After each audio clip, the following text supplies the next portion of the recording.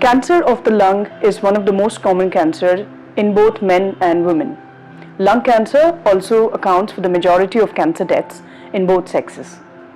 Most lung cancers can be prevented because smoking is the leading cause of the disease, though lung cancer can also afflict non-smokers. Lung cancers can also be caused by environmental factors.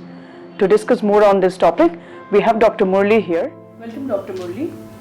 Yeah. What are the risk factors of lung cancer? 80% of the lung cancers are because of tobacco smoking, and the remainder of the risk factors are largely due to exposure at the workplace. It could be for harmful chemicals like radon gas or arsenic. So there are many such harmful chemicals which are exposed at the workplace. But growingly, of late, air pollution is becoming one of the most important risk factors. In the urban settings, people live in a very small, congested place and with polluted air, and so air pollution is becoming slowly an important risk factor.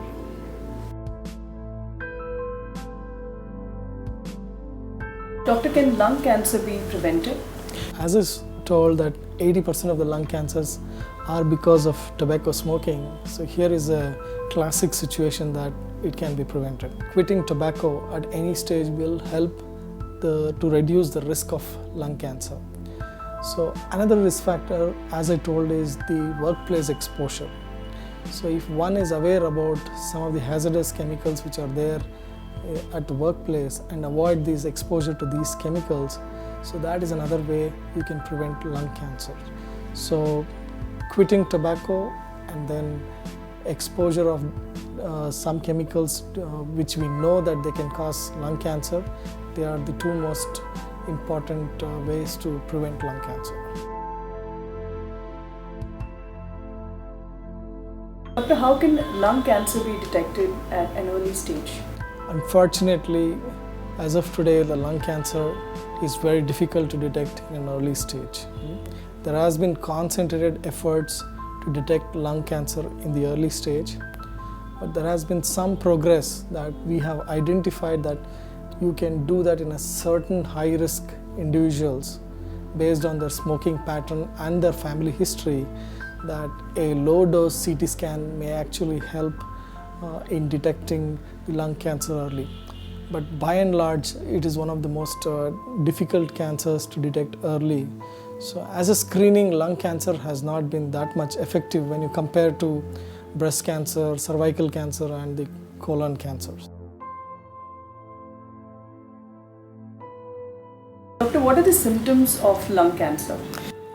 Ideally, we would like to identify it in a very early stage, and as I said that the screening techniques are not that effective for lung cancer, but these are some of the symptoms which can hint towards a lung cancer, especially a nagging cough continuing for a long time, more than 2 to 3 weeks, or a change in voice, or coughing out blood, a chest pain which is there for a longer time, an unexplained loss of weight.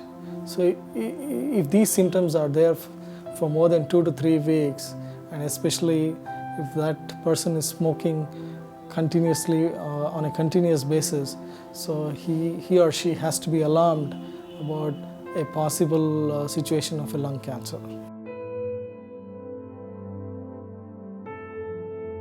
Doctor, what are the tests that look for lung cancer? Some of the common tests which we do to detect lung cancer could be a simple X-ray of the chest.